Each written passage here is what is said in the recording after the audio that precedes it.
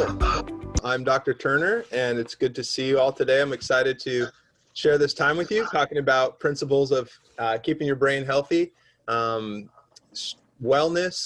prevention. They say that an ounce of prevention is worth a pound of cure, and I solidly believe that. So I've been working hard over the last several weeks to put together this presentation, kind of drawing on 10 years of clinical experience and research and engagement with different clients over the years who are interested in having a healthy brain. And sometimes they say, well, my mom or dad had Alzheimer's, or I feel like I'm forgetting things, or I just feel like I'm walking around in a fog all day, something like that. And so as I would have these conversations, I realized, why don't I just pull this together and create a webinar for people and bring together some of that best quality information for everyone. So I'm looking forward to sharing our time today. Some of you know me well because you're my patients already. Others of you, perhaps this is the first time you're seeing me in person because you heard about this event through a newsletter or something like that. So Dr. Michael Turner, I've been in practice here in Richland, Washington for 11 years. I'm originally from California. And along the way, I've always had interest in health and wellness. I think just dating back to my high school experience, actually in a health class. And that started kind of me making some changes. I started trying to eat right and run and take better care of myself. And essentially that just morphed over the years into a passion for being healthy and a passion for prevention and just asking a different kind of question, right? Instead of, now that I'm sick, what do I do about it? It's asking the question, how do I be as healthy as possible, and how good would that feel, right, once I do? So that's kind of always been my emphasis. Along the way, I had an outstanding education, I'm thankful to say. I went to Harvard Medical School, and then I finished my training at the Mayo Clinic and settled down out here in Richland with my family, and it's just been great. Been a really good time for all of us. So we'll get started. We'll move forward a little bit with the beginning of our presentation, and let's jump on forward. So change your brain, change your life. That's the concept here. We're going to go over some of these most important ideas together the next hour or so. Good. So in the brain, we have about 200 billion interconnected cells, as we see here. And this actually just isn't a cartoon. This is actually some staining that they did of individual neurons in the brain and then recreated this picture of what the wiring, what the connections look like. So it's pretty amazing network there. And consider that each nerve has, in turn, connections to multiple other nerves, right? In fact, the average is between about 1,000 and 4,000 connection points to other individual nerves, right? So we don't just have 200 billion nerves in parallel, we have each one talking to several thousand other nerves at any given point in time. So it's quite a network that is formed there for us. This is really the most important part here. And what we see here is a diagram of some nerves with the connection points, right? So you can see these nerves have a bunch of tentacles. As I said, upwards of 1,000 to 4,000 tentacles coming off of them, forming connection points. And bursts of electricity are whirling back and forth, being sent from one nerve to the other. And these nerves are essentially talking to each other and sending signals and reaching out and making new connections and strengthening those connections. Or if we're not using our brain well, if we're just, if we're letting atrophy and disuse set in, then there are also, there's a diminution of those connections and a diminishment over time. The most important thing I want to consider, you guys, is to understand what's the best metaphor to use when you think about your brain and the structure of the nerves, right? So some people think about the wiring a house and they think, okay, we're going to peel back this panel in this wall, we see all this dense bundle of wires, and that's the way that I'm thinking of my brain. We got all these 200 billion wires going back and forth, okay? Other people think maybe like a computer. You open up a computer and you've got your microchips in there, and you've got all these chips with these connections, and there's electricity going back and forth, and that's how we're thinking that our brain is. The problem, and where those images fall short, is that they're not living, right? Your brain's actually alive. It's a living thing. Those nerves, they're alive, right? So those nerves, they move, they grow, they change shape, they die off, they recreate, they blossom. It's living, it's moving, and active. So a much better image would be, let's say, a pile of octopi, okay? Let's say you went to the beach, and there's just this, you see one octopus, and all of a sudden you look a little closer, let's say you're at a tide pool, and there are thousands of these octopi kind of crawling all over each other, reaching out, touching each other. They have 1,000 suckers on them, and each one's making all these connections. That's more what the nerves are in your brain, okay? So it's always evolving, always changing, and always making new connections. fairly fascinating. If we zoom in a little further, we'll see exactly the connection point between the two nerves, which is called the synapse. And we'll see here off to the left a close-up, and the synapse involves basically the release of what we would call a neurotransmitter, which is a signaling molecule released from one nerve, goes across that little gap, and then hits the nerve on the other side. As it does that, it creates an electrical change in that other nerve, which then causes it to fire or inhibits it from firing, either way. So there's excitatory impulses and inhibitory impulses that are released. Famous neurotransmitters are, for example, dopamine or serotonin, if you've heard of those. Off to the right, we again see that diagram. The neurotransmitters start off in these little yellow vesicles, and then the vesicle actually binds and merges there with the edge of the neuron, and it releases its neurotransmitter to send across. So this is a synapse. These are the neurotransmitters.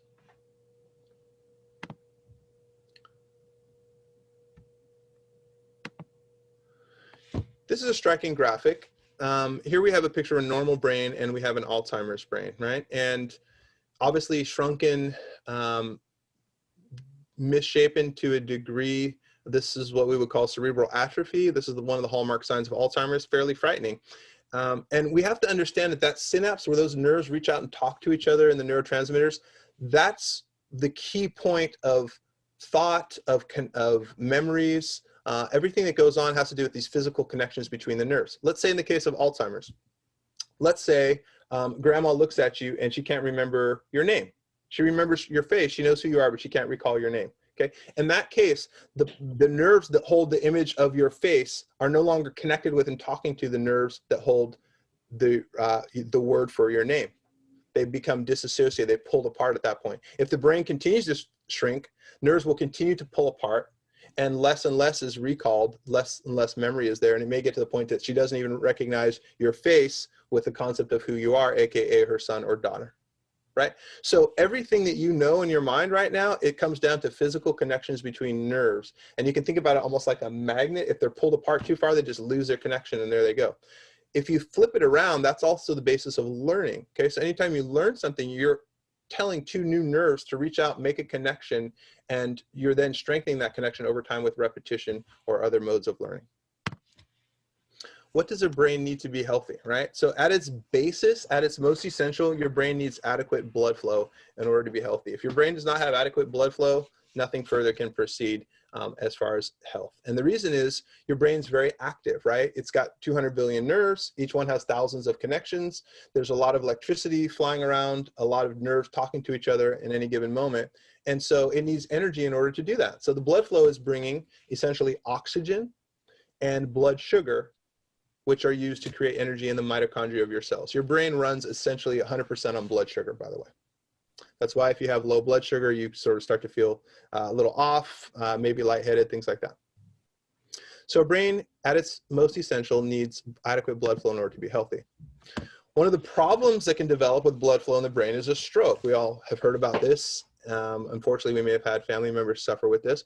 There are two kinds of strokes. On the left of your screen there, you should see what they call a hemorrhagic stroke. That's where a blood vessel will rupture and blood will spill out into the brain.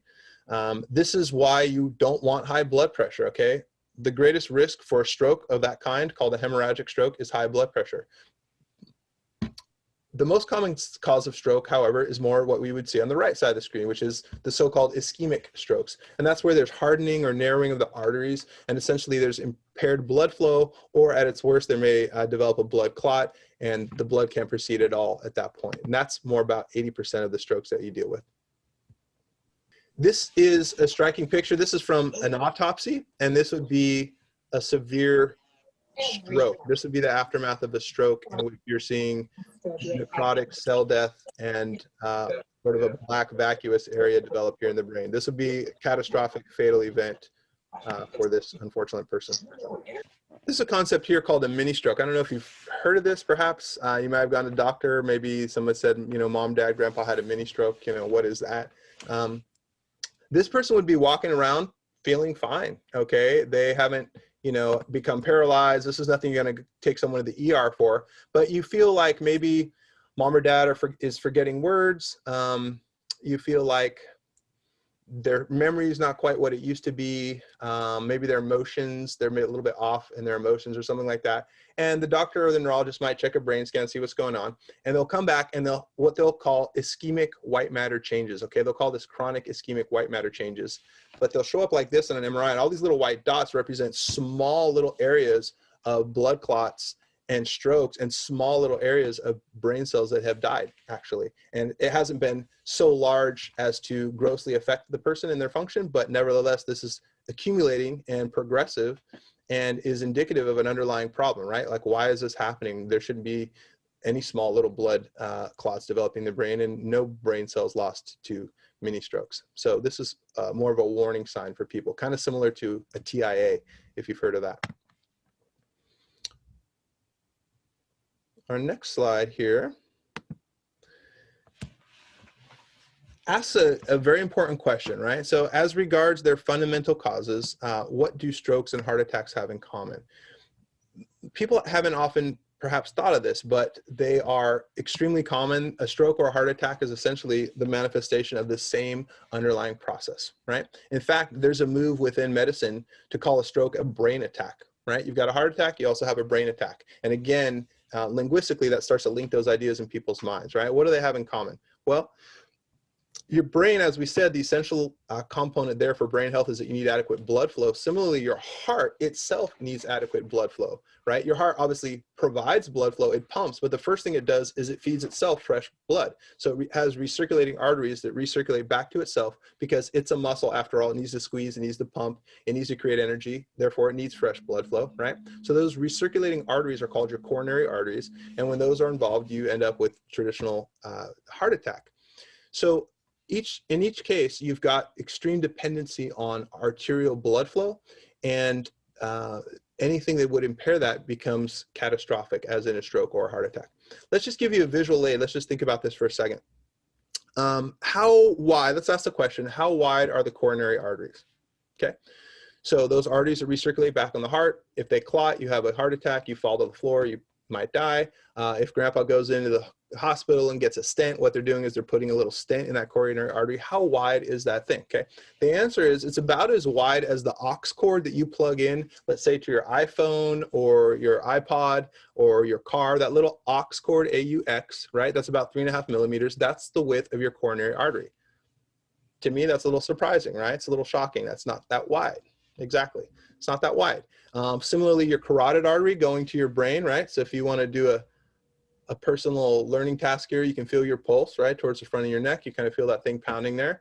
That's your carotid artery, vital real estate, obviously. Again, that's about 3.5 millimeters wide, about the width of an aux cord, okay? And therefore, anything that impairs the health, the vitality of that artery is putting your brain at risk in a chronic situation or in an acute situation, similar to your heart. And the problem in each case is what we would call hardening of the arteries, right? This goes by the medical word atherosclerosis. We've all heard of this. This is the #1 reason why people die in the Western world, right? This is the #1 reason why people die is hardening of the arteries. Whether it ends up affecting their brain and causing strokes or whether it ends up affecting their heart, this is the problem. And you start off with what you can see here on the top, this nice open artery. It's got a nice smooth lining, blood flowing easily. But then over time, this yellow garbage here starts to collect and starts to constrict the artery. The artery becomes stiff. And in its worst case, this can actually rupture. So think about it like a pimple or something like that. These deposits down here, which are basically cholesterol, calcium, and immune cells, they're sort of papered over with a thin little viscous layer of cells that allows blood to flow, but that thin little layer can rupture, and then all of this stuff can come out, and it will immediately create a blood clot. So if this happens in your 3.5 millimeter aux cord width coronary artery in any given instant, you fall to the ground, and it's a serious problem. So atherosclerosis, hardening of the arteries, if we could prevent this, you would be preventing the #1 cause of death in the Western world. What's this here? Okay, this is a picture of bad cholesterol. And so you've heard about cholesterol, you've heard about LDL, it stands for low density lipoprotein. That's what this is. This is a LDL particle, low density lipoprotein particle. And so we see on the outer edge, you have certain molecules that enable this thing to float through a liquid environment. And then the inner part, I want to draw your attention to that yellow waxy substance there. That's the cholesterol itself. Essentially, cholesterol is partly made in your liver and then partly obtained through the diet. And in either case, your body has to package the cholesterol and send it to wherever it's needed. Now, cholesterol, first of all, is a necessary part of structure of cells. It's a necessary precursor to hormones. So it's important and vital for function, which is why your body makes it. You could go on a diet and eat nothing that had cholesterol in it, and your body would still put out a certain amount of cholesterol from your liver, and that's necessary to stay alive. There's no problem there.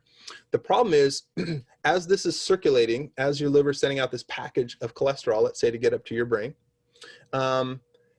this is vulnerable, right? This is vulnerable. What if you have high blood pressure, right? What if you are smoking? What if you have high blood sugar and there's a lot of chemical reactions going on? So this little particle is delivering its cholesterol package, but it's vulnerable. And if the wrong chemical reaction happens, this thing breaks and splits open. All of a sudden you have this waxy, insoluble cholesterol material being released. And all of a sudden it's got nothing to do other than just glom on and stick onto the artery, almost like someone took a wad of gum and just, left it there, something like that. So too high a circulating level of LDL is not good, and it's just a risk and a numbers game, right? If your blood flow after you eat a meal is filled with these things, that some of them are going to be rupturing, spilling cholesterol, and starting to hasten that process of atherosclerosis. Traditionally speaking, as we went through medical school, we were taught the 4 horsemen of the apocalypse, right? And these are concepts of what creates atherosclerosis, right? So on the upper left-hand corner, we have smoking, right? Very damaging to the lining of the blood vessels. Hastens that process of destruction, creates a lot of inflammation. Diabetes, elevated blood sugar. The problem is that the sugar molecules in themselves start to react chemically, and it creates sludge essentially along the blood vessels. Not a good concept. Lower left-hand corner, that represents high blood pressure. And in the lower right-hand corner, we have LDL, which is the particles that carry the cholesterol, as you can see represented in yellow. So these were the traditional 4 horsemen of the apocalypse.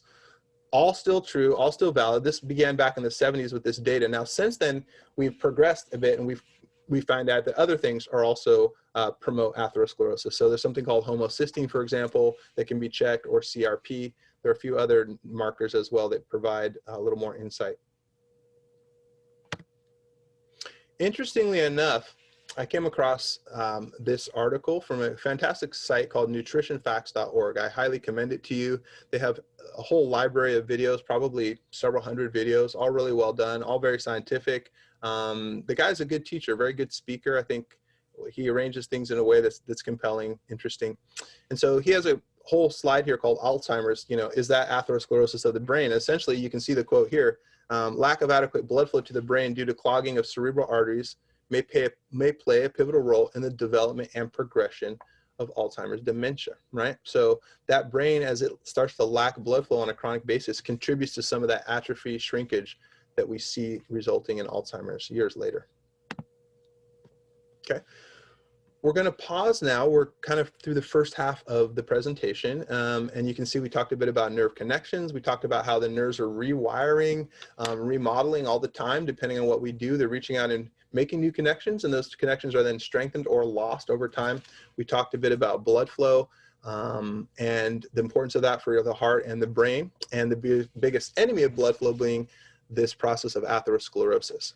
Let's stop now, and I'll take some questions in the chat or out loud if you would like. You can unmute yourself, and I'd love to address those questions for you here before we move on to the second part. Yeah, Dr. Turner, this is Lindahl. How much blood flow and oxygenation are correlated in this, as far as your SAT rate? Your SAT rate?